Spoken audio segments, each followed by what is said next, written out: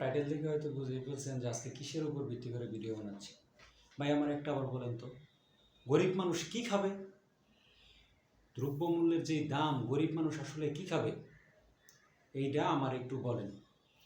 মনে করেন ব্রয়লার মুরগি 210 টাকা কেজি, এরপরে আছে পাঙ্গাস মাছও 200 টাকা কেজি। বাঙালি কি খাবে, গরিব কি খাবে আমার একটু বলেন। এরপরে মনে করেন আলু 60 থেকে 65 টাকা কেজি। কি খাবে গরিব মানুষ আমার একটু ভাই বলেন। পেঁয়াজ 80 থেকে 85 টাকা কেজি।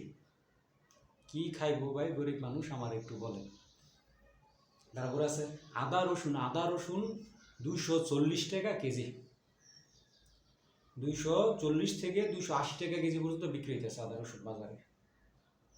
গরিব মানুষ কি খাবে ভাই আমার একটু বলেন। গরিব মানুষের খাবারের ভিতর মুরগি, পাঙ্গাস মাছ এগুলোই তো, তাই না? এই ব্রয়লার মুরগিটাও খাইতে পারে না, পাঙ্গাস মাছও কিনা খাইতে পারে না।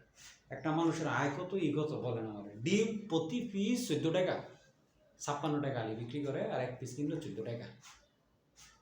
ডিম গরিব মানুষ কি খাবে ভাই আমার একটু বলে। তারপরে যে বেগুন, লম্বা বেগুনের কেজি 80 টাকা। কাঁচা তরকারির কাছে তো যাওয়াই যায় না, আরও দুন্দুল ঝিঙ্গা যা কিছু যাবতীয় যাই বলেন না কেন, এগুলার কাছে তো ধারে কাছেও যাওয়া যায় না। মূলার কথা তো নাই বললাম, জামাই মূলার সিজনে তো আইল না, এই পরিস্থিতি হয়েছে। আর তো হলুদ মরিচ কাঁচামরিচ 200 টাকা কেজি। গরিব কি খাবে ভাই আমার একটু বলেন। যে গরিব এইটা খা, না তোরা মরে যা, গরিবের দরকার নেই দেশ।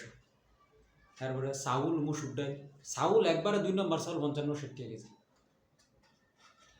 তো এটা গাবের বিচির মতন একটা ভাত এরকম হয়, করবে। এই চাউল 55-60 টাকা কেজি। গরিব কি খাবে বলেন। সারাদিন রিক্সা চালায় আসা 2 কেজি সাইজ মিললা টিয়া শেষ।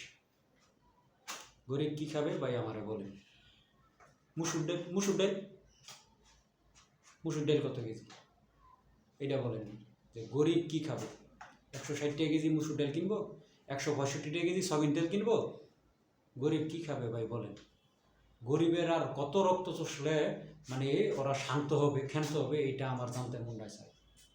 গরিব কি খাবে ভাই আমারে বলেন। গরিব বলে কি অসহায় হয়ে গেছে?